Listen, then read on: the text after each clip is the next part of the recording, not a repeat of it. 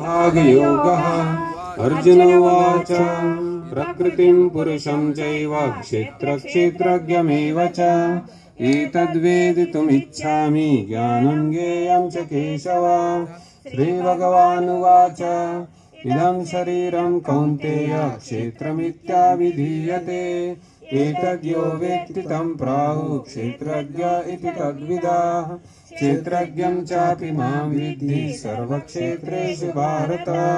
क्षेत्रक्षेत्रज्ञयोर्ज्ञानं यत्र ज्ञानं मतं मम तत्क्षेत्रं यच्च यादृक् च यद्विकारि यतश्च स च यो यत्प्रभावश्च तत्समासेन मे शृणु। ऋषिभिर्बहुधा गीतं छन्दोभिर्विविधैः पृथक् ब्रह्मसूत्रपदैश्चैव हेतुमद्भिर्विनिश्चितैः। महाभूतान्यहङ्कारो बुद्धिरव्यक्तमेव च इन्द्रियाणि दशैकं च पञ्चचेन्द्रियगोचरा इच्छा द्वेष सुखं दुःखं सङ्घातश्चेतना धृतिः। इतक्षेत्रं समासेन सविकारमुदाहृतम् अमानित्वमदम्भित्वम् अहिंसा क्षान्तिरार्जवम् आचार्योपासनं शौचं स्थैर्यमात्मविनिग्रहः।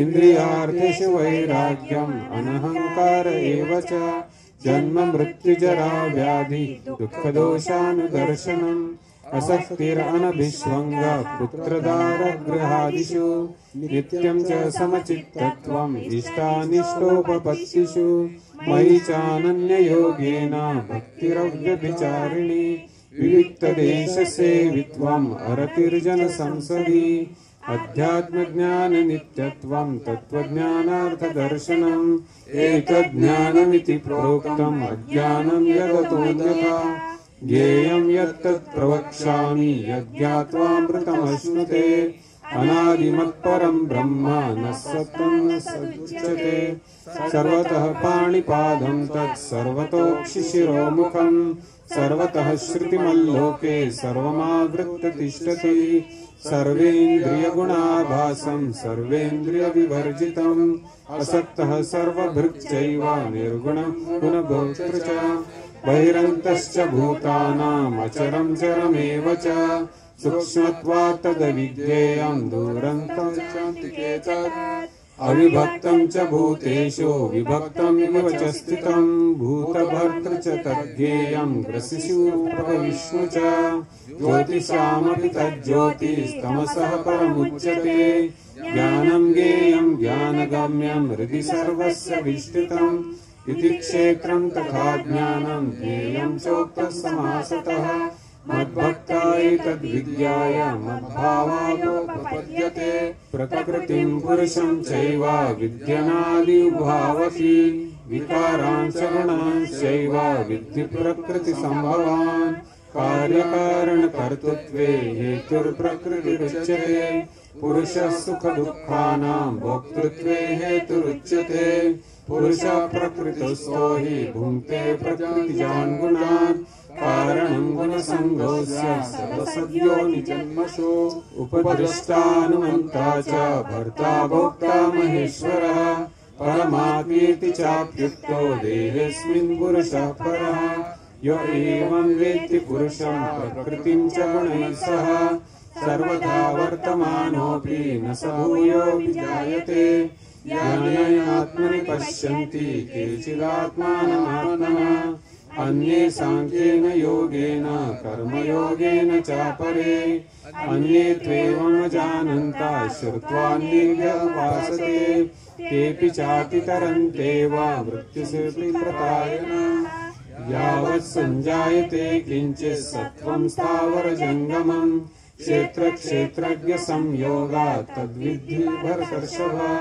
समं सर्वेषु भूतेषु तिष्ठन्तं परमेश्वरम् विनश्यत्सु विनश्यत्सं य पश्यति स पश्यति समं पश्यन् हि सर्वत्र समवस्थितमीश्वरम् न हीनस्त्यात्मनात्मानं ततो याति परां गतिम् प्रकृत्यैव च कर्माणि क्रियमाणानि सर्वशः यः पश्यति तथात्मानम् अकर्तारं स पश्यति यदा भूतपृथग्भावम् एकस्त्वम् अनुपश्यति तत एव च विस्तारं ब्रह्म सम्पद्यते तदा अनादित्वात् निर्गुणत्वात् परमात्मायमव्यय शरीरस्थोऽपि कौन्तेय न करोति न लिप्यते यथा सर्वगतं सौक्ष्म्यात् आकाशं नोपलिप्यते सर्वत्रावस्थितो देहे तथात्मानोपलिप्यते यथा प्रकाशयत्येकः कृत्स्नमिमं गवाहि क्षेत्रक्षेत्री तथा कृत्स्नं प्रकाशयति भारत क्षेत्रक्षेत्रज्ञयोरेवम् अन्तरं ज्ञानचक्षुषा भूतप्रकृतिमोक्षं च ये विदुर्यान्ति ते परम्। ओम तत्सदिति श्रीमद्भगवद्गीतासु उपनिषत्सु ब्रह्मविद्यायां योगशास्त्रे श्रीकृष्णार्जुन संवादे क्षेत्रक्षेत्रज्ञ विभागयोगो त्रयोदशाध्यायः सम्पूर्णम्। अतः चतुर्थोऽध्यायः गुणत्रयविभागयोगः। श्रीभगवानुवाच परं भूय प्रवक्ष्यामि ज्ञानं ज्ञानमुत्तमम् यज्ञात्वा मुनयः सर्वे परं सिद्धिमितो गताः इदं ज्ञानमुपाश्रित्य मम साधर्म्यमागतः सर्गेऽपि नोपजायन्ते प्रलये न व्यथन्ति च मम योनिर्महद्ब्रह्म तस्मिन् गर्भं ददाम्यहम् सम्भवः सर्वभूतानां ततो भवति भारत सर्वयोनिषु कौन्तेय मूर्तयः सम्भवन्ति यः तासां ब्रह्म महद्योनिः अहं बीजप्रदापितः सत्त्वं रजस्तम इति गुणा प्रकृतिसम्भवा निबध्नन्ति महाबाहो देहि देहिनमव्ययम् तत्र सत्त्वं निर्मलत्वात् प्रकाशकमनामयम् सुखे संगेन बध्नाति ज्ञानसंगेन चानघ रजो रागात्मकं विद्धि तृष्णासंगसमुद्भवम् तद्निबध्नाति कौन्तेय कर्मसंगेन देहिना तमस्तु अज्ञानजं विद्धि मोहनं सर्वदेहिना प्रमादालस्य निद्राभिस्तान्निबध्नाति भारत सत्त्वं सुखे संजयति रजः कर्मणि भारत ज्ञानमावृत्य तु तमः प्रमादे संजयत्युत रजस्तमश्चाभिभूय सत्त्वं भवति भारत रजः सत्त्वं तमश्चैव तमः सत्त्वं रजस्तथा सर्वद्वारेषु देहेऽस्मिन् प्रकाशोपजायते ज्ञानं यदा तदा विद्यात् विवृद्धं सत्त्वमित्युत लोभप्रवृत्तिरारम्भ कर्मणामशमस्पृहा रजस्येतानि जायन्ते विवृद्धे भरतर्षभ अप्रकाशोपप्रवृत्तिश्च प्रमादो मोह एव च तमस्येतानि जायन्ते विवृद्धे कुरुनन्दन यदा सत्त्वे प्रवृद्धे तु प्रलयं याति देहभृत् तदोत्तमविदान् लोकान् अमलान् प्रतिपद्यते रजसि प्रलयं गत्वा कर्मसङ्गिषु जायते तथा प्रलीनस्तमसि मूढयोनिषु जायते कर्मणः सुकृतस्याहुः सात्विकं निर्मलं फलम् रजसस्तु फलं दुःखम् अज्ञानं तमसः फलम् सत्त्वं संजायते ज्ञानं रजसो लोभ एव च प्रमादमोहौ तमसो भवतो अज्ञानमेव च ऊर्ध्वं गच्छन्ति सत्त्वस्था मध्ये तिष्ठति राजसा जगन्यगुणवृत्तिस्था अधो गच्छन्ति तामसा नान्यं गुणेभ्य कर्तारं यदा दृष्टानुपश्यति गुणेभ्यश्च परं वेत्ति मद्भावं सद्गच्छति गुणानीतान् अतित्यत्रिं देहि देहसमुद्भवान् जन्म मृत्युजरा दुःखैर्विमुक्तो अमृतमश्नुते अर्जुन उवाच कैर्लिङ्गैस्त्रीन् गुणानीतान् अतितो भवति प्रभो किमाचरः कथं चैतान् स्त्रीन् गुणान् अतिवर्तते श्रीभगवानुवाच प्रकाशं च प्रवृत्तिं च मोहमेव च पाण्डव न द्वेष्टि सम्प्रवृत्तानि न निवृत्तानि काङ्क्षति उदासीनो गुणैर्यो न विचार्यते गुणावर्तन्त इत्येव योऽवतिष्ठति नेङ्गते समदुःखसुखस्वस्थ समलोष्टाश्मकाञ्चन तुल्यप्रिया प्रियो धीरस्तुल्यनिन्दात्मसंस्तुति मानापमानयोस्तुल्यस्तुल्यमित्रादिपक्षयोः सर्वारम्भपरित्यागी गुणातीतः उच्यते मां च योग्यभिचारेण भक्तियोगेन सेवते सगुणान् समतीत्येतान् ब्रह्मभूयाय कल्पते ब्रह्मणो हि प्रतिष्ठाहम् अमृतस्याव्ययश्च शाश्वतस्य च धर्मस्य सुखस्यैकान्तिकस्य च। ओम तत्सदिति श्रीमद्भगवद्गीतासु उपनिषत्सु ब्रह्मविद्यायां योगशास्त्रे श्रीकृष्णार्जुनसंवादे गुणत्रयविभागयोगो चतुर्दशाध्याय सम्पूर्णः। अतः पंचदशोऽध्यायः पुरुषोत्तमयोगः। श्रीभगवानुवाच ऊर्ध्वमूलमधः शाखम् अश्वत्थः प्राहुरव्ययम् छन्दांसि यस्य पर्णानि यस्त्वं वेद स वेदवित् अधश्चोर्ध्वं प्रसृतास्तस्य शाखा गुणः प्रवृद्धा विषयप्रवाला अधश्च मूलान्यनुसन्ततानि कर्माणुबन्धीनि मनुष्यलोके न रूपमस्येह तथोपलभ्यते नान्तो न चादिर्न च सम्प्रतिष्ठा अश्वत्थमेनं सुविरूढमूलम् असङ्गशस्त्रेण दृढेन चित्वा ततः पदं तत्परिमार्गितव्यं यस्मिन् गता न निवर्तन्ति भूयाः तमेव चाद्यं पुरुषं प्रपद्ये यतः प्रवृत्ति प्रसृता प्राणी निर्माणमोहाजितसङ्गदोषा अध्यात्मनित्या विनिवृत्तकामा द्वन्द्वैर्विमुक्ता सुखदुःखसङ्गैर्गच्छन्त्यमूढा पदमव्ययम् न तद्भासयते सूर्यो न शशाङ्को न पावकः यद्गत्वा न निवर्तन्ते तद्धाम परमं मम ममैवांशो जीवलोके जीवभूता सनातनः मनश्चेष्टानीन्द्रियाणि प्रकृतिस्थानि कर्षति शरीरं यत् अवाप्नोति यच्चाप्युत्क्रामतीश्वरः गृहीत्वैत्वानि संयाति वायुर्गन्धानि वाशया श्रोत्रं चक्षुः स्पर्शनं च रसनं घ्राणमेव च अधिष्ठाय मनश्चायं विषयानुपसेवते उत्क्रामन्तं स्थितं वापि भुञ्जानं वा गुणान्वितं विमूढानानुपश्यन्ति पश्यन्ति ज्ञानचक्षुषा यतन्तो योगिनश्चैनं पश्यन्त्यात्मन्यवस्थितं यतन्त्यपि अकृतात्मानो नैनं पश्यन्ति अचेतसः यदादित्यगतं तेजो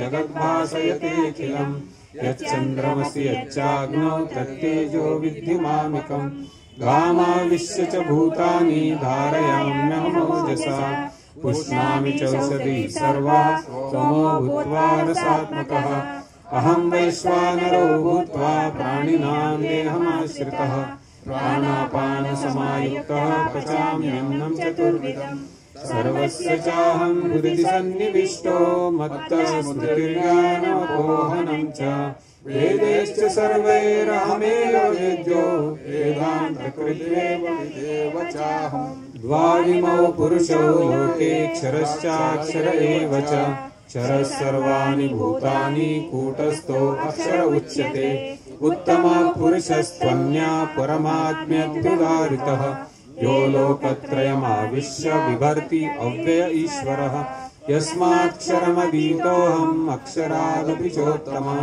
अतोऽस्मि लोके वेदे च प्रतितः पुरुषोत्तमः यो मामेवमसम्मूढो जानाति पुरुषोत्तमः स सर्वविद् भजति मां सर्वभावेन भारत इति गुह्यतमं शास्त्रम् इदमुक्त्वा मया एतद्बुद्ध्वा बुद्धिमान् स्यात् कृतकृत्यश्च भारत।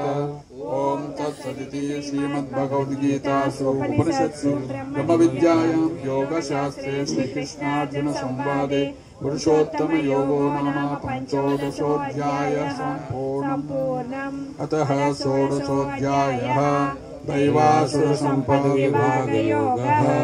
श्रीभगवानुवाच अवयं सत्त्वसंशुद्धिर्ज्ञानयोगव्यवस्थितिः दानं दमश्च यज्ञश्च स्वाध्यायस्तपमार्जवम् अहिंसा सत्यमक्रोधस्त्यागः शान्तिरपैशुनम् तया भूतेशलो लुप्त्वम् आर्द्रवम् ह्रीरचापलम् तेजक्षमा धृतिर्शौचम् अद्रोहो नातिमानिता भवन्ति सम्पदम् दैवीम् अभिजातस्य भारत दम्भो दर्पोऽभिमानश्च क्रोधः पारुष्यमेव च अज्ञानं चाभिधातस्य पार्थः सम्पदमासुरीम् दैवी सम्पद्विमोक्षाय निबन्धायासुरीमता मा शुचः सम्पदम् दैवीम् अभिजातोऽसि पाण्डव द्वौ भूतसर्गौ लोकेऽस्मिन् दैवासुर एव च दैवविस्तरशः प्रोक्ता आसुरं पार्थ मे शृणु प्रवृत्तिं च निवृत्तिं च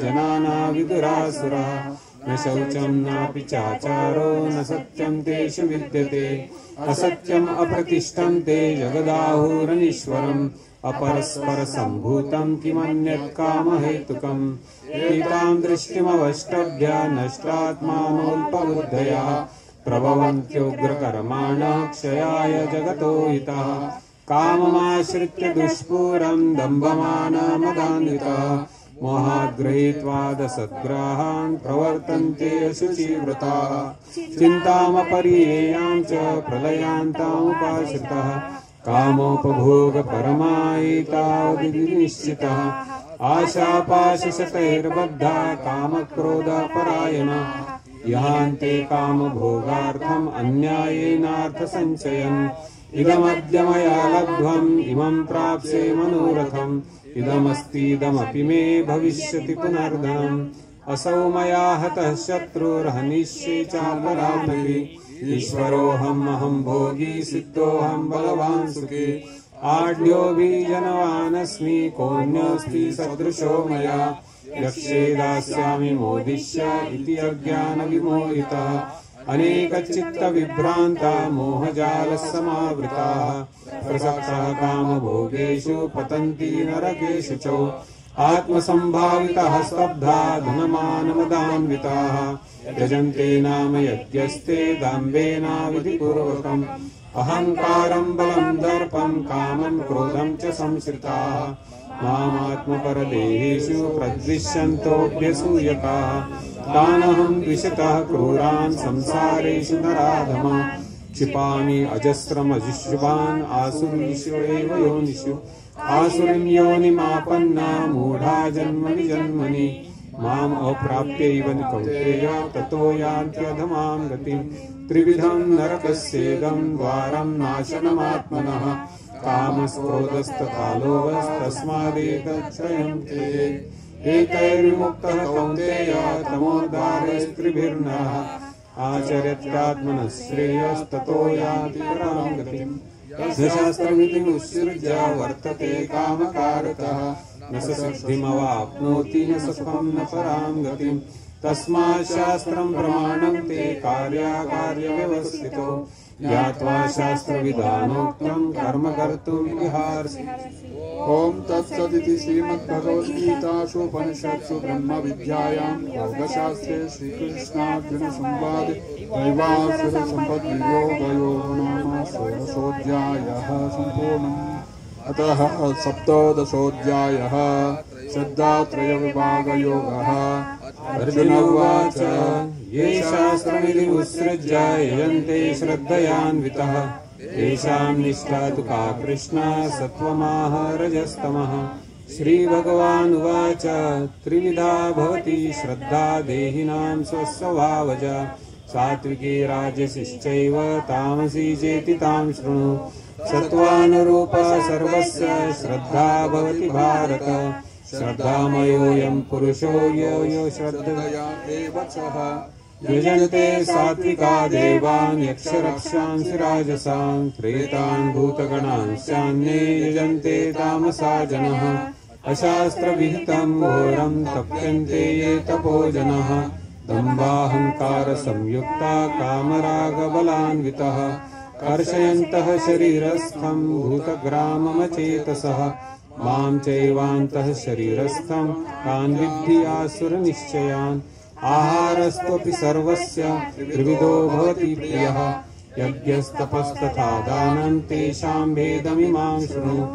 आयुः सत्त्वबलारोग्य सुखप्रीतिविवर्धना रस्या स्निग्धा स्थिरारुद्या आहारः सात्विकप्रियः कट्वाम्ललवनात्कृष्णा तीक्ष्णवृक्षविदायिनः आहार राजसस्येष्टा दुःखशोकामयप्रदा यातयामं गतरतं पर्युषितं च यत् उच्छिष्टमपि चामेध्यं भोजनं तामसं प्रियम् अफलाकाङ्क्षिभिर्यज्ञो विदिदिष्टो य युज्यते यष्टव्यमेवेति मनः समाधाय स सात्विकः अभिसन्धाय तु फलं धर्मार्थम् अपि चैव यत् युज्यते भरतश्रेष्ठतं यज्ञ विधिहीनमसृष्टान्नं मन्त्रहीनम् अदक्षिणम् श्रद्धाविरहितं यज्ञं तामसं परिचक्षते देवद्विजगुरुप्राज्ञ पूजनं शौचमार्जनम् ब्रह्मचर्यम् अहिंसा च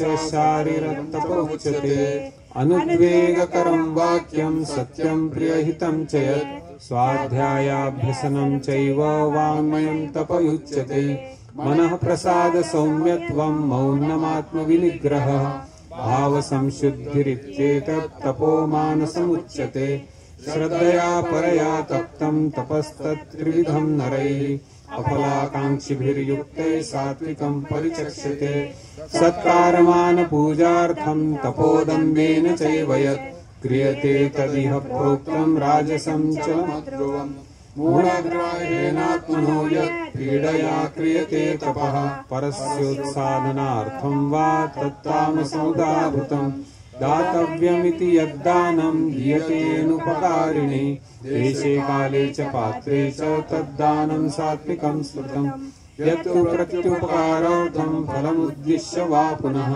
दीयते च परिक्लिष्टं तद्दानं राजसंस्मृतम् आदेशकाले यद्दानम् अपात्रेभ्यश्च दीयते असत्कृतम् अवज्ञातं तत्तामसमुदाहृतम् ओम तत्सदिति निर्देशो ब्रह्मणस्त्रिविधः स्मृतः ब्राह्मणस्तेन वेदाश्च यज्ञास्ता पुरा तस्मादोमिति उदाहृत्य यज्ञदानतपक्रिया प्रवर्तन्ते विधानोक्त सततं ब्रह्मणवादिनम् तदित्यनविसन्धाय फलं यज्ञतपक्रियाः दानक्रियाश्च विविधा क्रियन्ते मोक्षकाङ्क्षिभिः सद्भावे साधुभावे च सिद्ध्यते तत्प्रयुज्यते परसस्ते कर्मणि तथा सत्शब्द पार्थ युज्यते यज्ञे तपसि दाने च स्थितिः सदिति उच्यते कर्म चैव तदिदीयं सदित्येवाभिधीयते सश्रद्धया कृतं दत्तं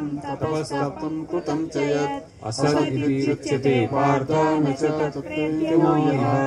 ओम तत्सदिति श्रीमद्भगवद्गीतासूपनिषत्सु ब्रह्मविद्यायां योगशास्त्रे श्रीकृष्णार्जुनसंवादे श्रद्धात्रयविभागयोगो नाम सप्तोदशोऽध्यायः सम्पूर्णम्। अतः अष्टोदशोऽध्यायः मोक्षसंन्यासयोगः। अर्जुन उवाच संन्यासस्तु महाबाहो तत्त्वमिच्छामि वेदितुम् त्यागस्य च ऋषिकेश पृथक्केषु सोदम। श्रीभगवानुवाच काम्यानां कर्मणां न्यासं संन्यासं कवयो विदुः सर्वकर्मफलत्यागं प्राहुस्त्यागं विचक्षणाः त्याजं दोषवदित्येके कर्म प्राहुर्मनीषिणः यज्ञदानतपःकर्म न त्याज्यम् इति चापरे निश्चयं शृणु मे तत्र त्यागे भरतसत्तम त्यागो हि पुरुषव्याघ्र त्रिविधा सम्प्रकीर्तितः यज्ञदानतपःकर्म न त्याज्यं कार्यमेव तत् यज्ञदानतपश्चैव पावनानि मनीषिणा एतान्यपि तु कर्माणि सङ्गं त्यक्त्वा फलानि च कर्तव्यानिति मे पार्थ निश्चितं मतमुत्तमम् नियतस्य तु संन्यासः कर्मणो नोपपद्यते मोहार्थस्य परित्यागस्तामसः परिकीर्तितः दुःखमित्येव यत्कर्म कायक्लेशभयात् त्यजेत् स कृत्वा राजसं त्यागं नैव त्यागफलं लभेत् कार्यमित्येव यत्कर्म नियतं क्रियतेऽर्जुन सङ्गं त्यक्त्वा फलं चैव स त्यागः सात्विको मतः मदेष्ट कुशलं कर्म कुशलेनानुसज्जते त्यागी सत्त्वसमाविष्टो मेधावी छिन्न संशयः न हि देहभृता शक्यं त्यक्तुं कर्माण्यशेषतः यस्तु कर्मफलत्यागी स त्यागी इति भियते अनिष्टमिष्टं मिश्रं च त्रिविधं कर्मणः फलं भवत्यत्यागिनां प्रेत्य न तु सन्न्यासिनां क्वचित् पञ्चैतानि महाबाहो कारणानि निबोध मे सांख्ये कृतान्ते प्रोक्तानि सिद्धये सर्वकर्मणाम् अधिष्ठानं तथा कर्ता करणं च पृथग्विधा विविधाश्च पृथक् चेष्टा दैवं चैवात्र पञ्चमम् शरीरवान् मनो बुद्धिर्यत्कर्म प्रारभते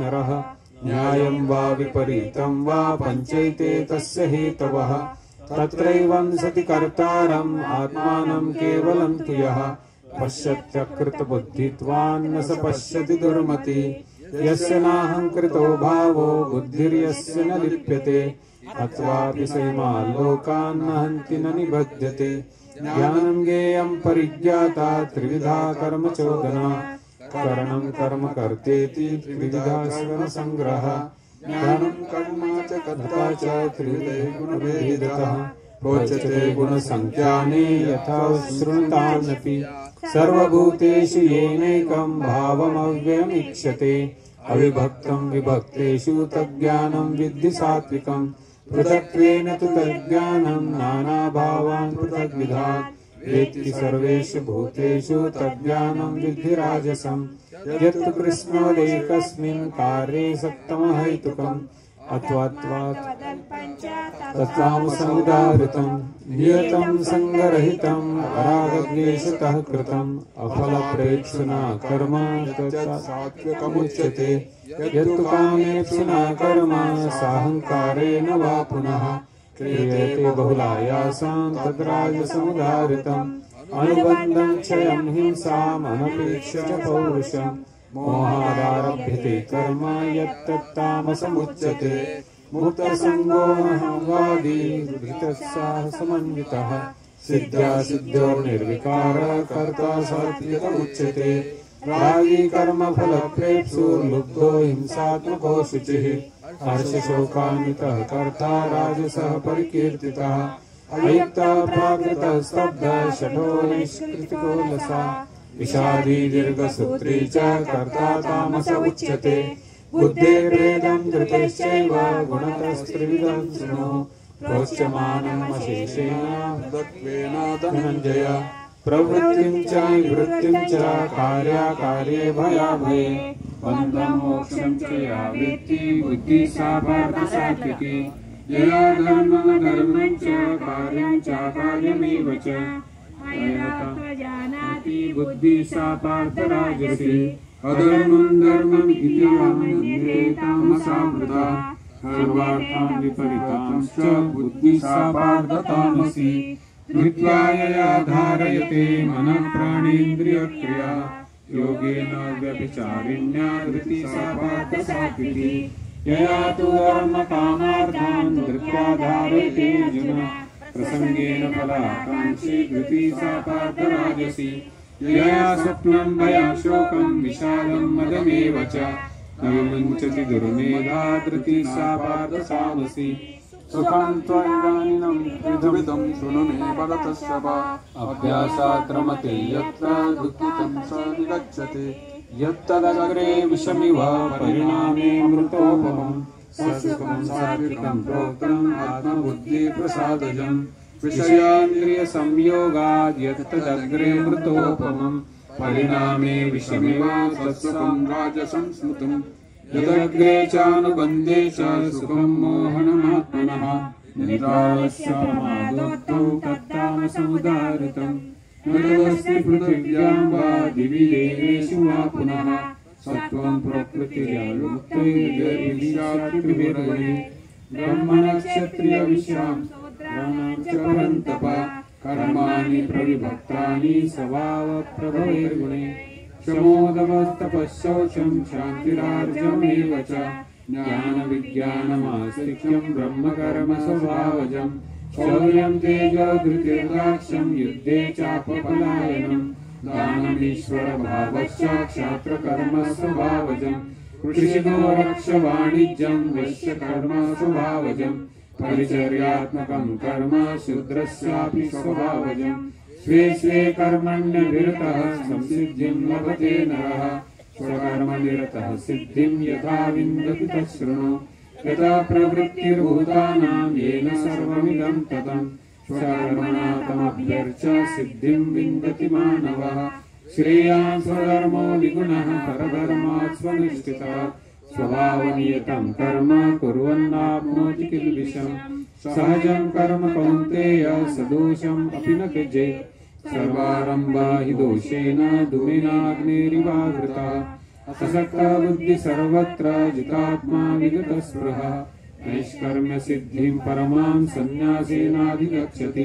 सिद्धिं प्राप्तो यथा ब्रह्म तथाप्नोति निबोध मे समासेनैव कौन्तेय निष्ठा ज्ञानस्य या परा बुद्ध्या विशुद्धया युक्तो धृत्यात्मानं नियम्य च शब्दादीन् विषयान् त्यक्त्वा रागद्वेषौ विधस्य च विविक्तसेवी लघ्वासी यत्वा कायमानसः ज्ञानयोगपरो नित्यं वैराग्यं समुपाश्रितः अहङ्कारं बलं दर्पं कामं क्रोधं परिग्रहं विमुच्य निर्ममः शान्तो ब्रह्मभूयाय कल्पते ब्रह्मभूता प्रसन्नात्मा न शोचति न काङ्क्षति समः सर्वेषु भूतेषु मद्भक्तिं लभते पराम् भक्त्या मामभिजानाति यावान् यश्चास्मि तत्त्वतः ततो मां तत्त्वतो ज्ञात्वा विशते तदनन्तरं सर्वकर्माण्यपि सदा कुर्वाणो मद्व्यपाश्रयः मत्प्रसादादवाप्नोति शाश्वतं पदमव्ययम् चेतसा सर्वकर्माणि मयि सन्न्यस्य मत्परः बुद्धियोगमुपाश्रित्य मच्चित्तः सततं भव मच्चित्तः सर्वदुर्गाणि मत्प्रसादात् तरिष्यति अदक्षेत्वमहङ्कारान् न शोषसि नश्यसि यदहङ्कारमाश्रित्य न योत्स इति मन्यसे किं देशव्यवसायस्ते प्रकृतिस्त्वां नियोक्ष्यसि स्वभावजेन कौन्तेय निबद्धस्वेन कर्मणा कर्तुं नेच्छसि यन्मोहात् करिष्यस्य वचोऽपितत् ईश्वरः सर्वभूतानां हृद्देशार्जुनचितते भ्रामयन् सर्वभूतानि यन्त्रारूढानि मायया तमेव शरणं गच्छ सर्वभावेन भारत तत्प्रसादात् परां शान्तिस्थानं प्राप्स्यसि शाश्वतम् इति ते ज्ञानमाख्यातं गुह्यात् गुह्यतरं मया विमृश्येतदशेषेण यथेच्छसि तदा कुरु सर्वगुह्यतमं भूय शृणु मे परमं वचः इष्टोऽसि मे दृढमिति ततो वक्ष्यामि ते हितम् मन्मना भव मद्भक्तो मध्याजी मां नमस्कुरु मामेवैश्यते प्रतिजाने प्रियोऽसि मे सर्वधर्मान् परित्यज्य मामेकं शरणं व्रज अहं त्वं सर्वपापेभ्यो मोक्षयिष्यामि मा शुचः इदं तेन तपस्काय न भक्ताय कदाचन न शाश्वश्रुवे वाच्यं न च मां योऽभिजूषः इदं परमं गुह्यं मद्भक्तेष्वभिधास्यति भक्तिं मयि परां कृत्वा मामेव संशयः न च तस्मान् मनुष्येषु कश्चिन्मे प्रियकृत्तमः भविता न च मे तस्मात् अन्यप्रियकरो भुवि अद्वेष्यते इमं संवादमयोः ज्ञानयज्ञेन तेनाहं तिष्ठस्यामीति मतिः श्रद्धावान् असूयश्च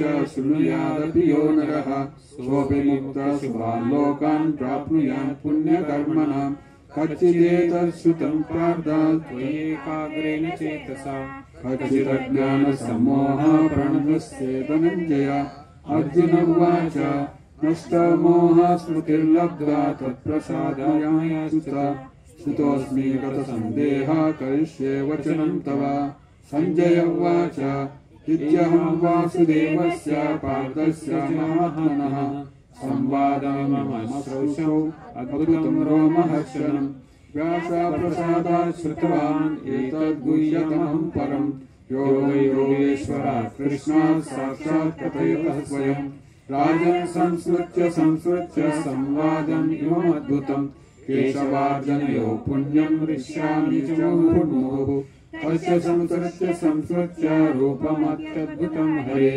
विस्मयो मे महान् राजन् हृष्यामि च पुनः पुनः यत्र योगेश्वर कृष्णो यत्र पार्थो धनुर्धरः तत्र श्रीविजयोर्भूति ध्रुवा नीतिर्मतिर्नमः। ओम तत्सत् इति श्रीमद्भगवद्गीतासूपनिषत्सु ब्रह्मविद्यायां योगशास्त्रे श्रीकृष्णार्जुन संवादे मोक्षसंन्यासयोगो नाम अष्टादशोऽध्यायः। पूर्णम्। ओम शांति शांति शांतिः। कायेन वाचा मनसेन्द्रियैर्वा बुद्ध्यात्मना प्रकृते स्वभावात् यत् करोमि सकलं नारायणाय समर्पयामि। सर्वं श्रीकृष्णार्पणमस्तु। हरे कृष्णा कृष्णा कृष्णा हरे हरे हरे राम राम राम हरे हरे। भगवद गीता की हरे कृष्णा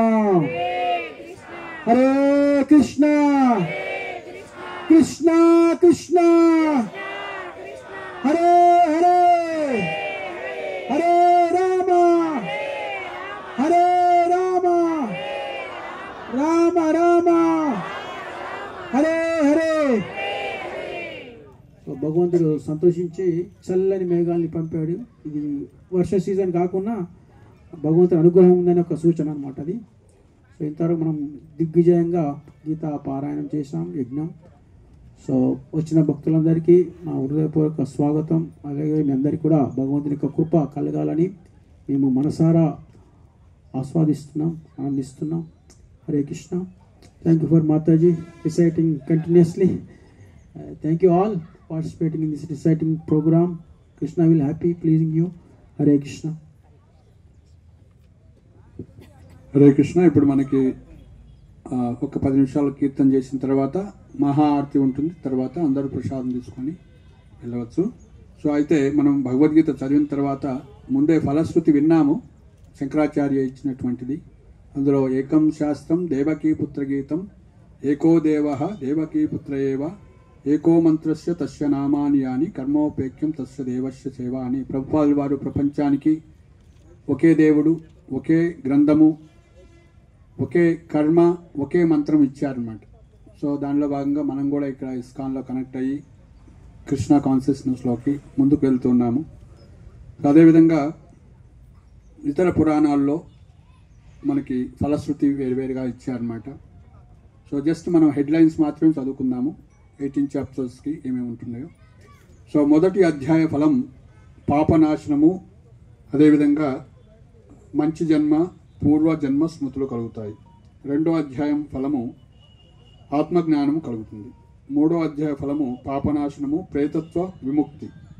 నాలుగో అధ్యాయ ఫలము చెడు ఆలోచనలు తొలగుట, శాప విమోచనము. ఐదో అధ్యాయ ఫలము అజ్ఞాన జీవనములు సైతము, అజ్ఞాన పశుపక్షాది జీవములు సైతము తరించుట. ఆరో అధ్యాయ ఫలము దివ్య తేజ ప్రాప్తి. ఏడో అధ్యాయ ఫలము సమస్త జీవజాత సంసార తరణము.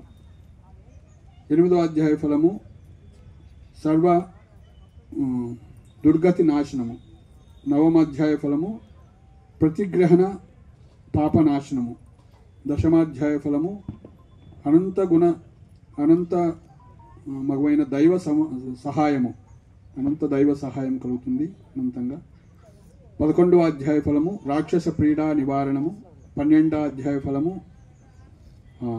దివ్యశక్తులు, అదేవిధంగా జ్ఞానము కలుగుట. 13వ అధ్యాయము పాప విముక్తి సద్గతి. 14వ అధ్యాయ ఫలము ఆత్మస్మృతి శత్రుజయం. 15వ అధ్యాయ ఫలము ఉత్తమగతి ప్రాప్తి. 16వ అధ్యాయం ఫలము ధైర్య సాహసాలు, జంతు వశీకరణము. 17వ అధ్యాయము సర్వవ్యాధి నివారణ. 18వ అధ్యాయ ఫలము సర్వపుణ్యం సిద్ధిప్రదం. హరే కృష్ణ కృష్ణ కృష్ణ హరే హరే హరే రామ రామ రామ. ఇది మొదలుకొని ఎక్కడైతే ఈ భగవద్గీత నిత్యము పారాయణ చేస్తుంటారో, భగవద్గీత ఎక్కడ ఉంటుందో అక్కడ 3,000,000 దేవతలందరూ కూడా నిత్యము వసిస్తారు అని చెప్పారు. హరే కృష్ణ. సో ఇప్పుడు మనం ఒక 10 నిమిషాలు కీర్తన చేసి సో భగవద్గీత మనందరికీ తెలిసినట్లు అన్ని శాస్త్రాల సారము, కానీ అది ఒక విధంగా ప్రిలిమినరీ స్టడీ అంటారు ప్రభుపాద వారు, జస్ట్ బేస్ అది స్టాండింగ్. సో ఇది కూడా బిగినింగ్ అన్నమాట. ఇది వాస్తవంగా ఇంకా మనం ఎంతో ఎదిగి ఇంకా శ్రీమద్ భాగవతం ఇలా ఎంతో ముందుకు పోవాల్సి ఉంటుందన్నమాట.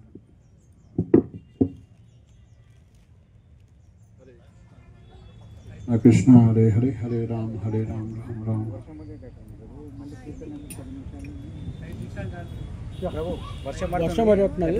ఆరతిలో కీర్తనే ఉంటాయి కదా, 5 నిమిషాలు 5 నిమిషాలు. వర్షం హరే కృష్ణ వరకాలు నేను చెప్తా, ఇందుడికి చెప్పండి. ఖమ్మం నుంచి ఒక ఇది వచ్చిందని చెప్పండి.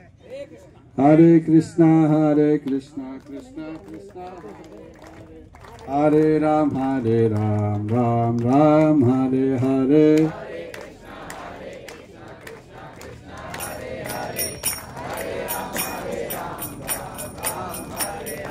हरे कृष्णा कृष्णा कृष्णा हरे हरे, हरे राम राम राम हरे हरे. कृष्णा कृष्णा कृष्णा हरे हरे, हरे राम राम राम हरे हरे. हरे कृष्णा कृष्णा कृष्णा हरे हरे, हरे राम राम राम हरे हरे. हरे कृष्णा कृष्णा कृष्णा हरे हरे, हरे राम राम राम हरे हरे. हरे कृष्णा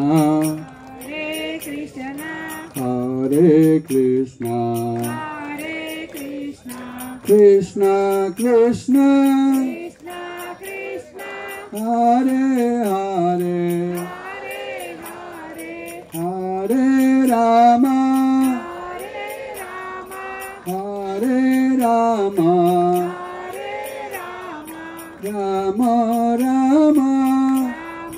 राम राम हरे हरे. हरे कृष्णा कृष्णा कृष्णा हरे हरे, हरे राम राम राम हरे हरे. हरे कृष्णा कृष्णा कृष्णा हरे हरे, हरे राम राम राम हरे हरे.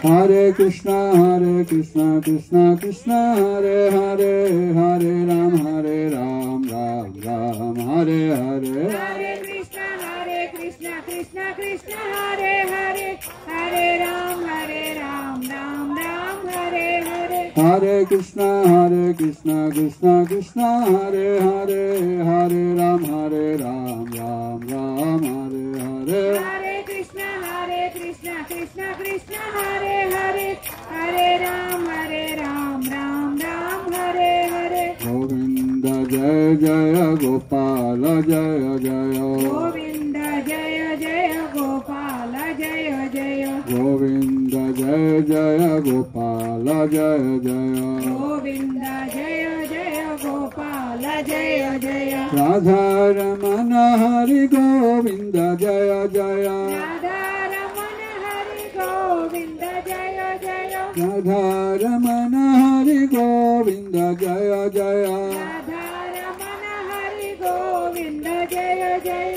जय सच्चिनंदन जय सच्चिनंदन, जय सच्चिनंदन जय सच्चिनंदन, जय सच्चिनंदन जय सच्चिनंदन, जय सच्चिनंदन जय सच्चिनंदन, जय सच्चिनंदन गौर हरे, जय सच्चिनंदन गौर हरे, जय सच्चिनंदन गौर हरे, जय सच्चिनंदन गौर हरे.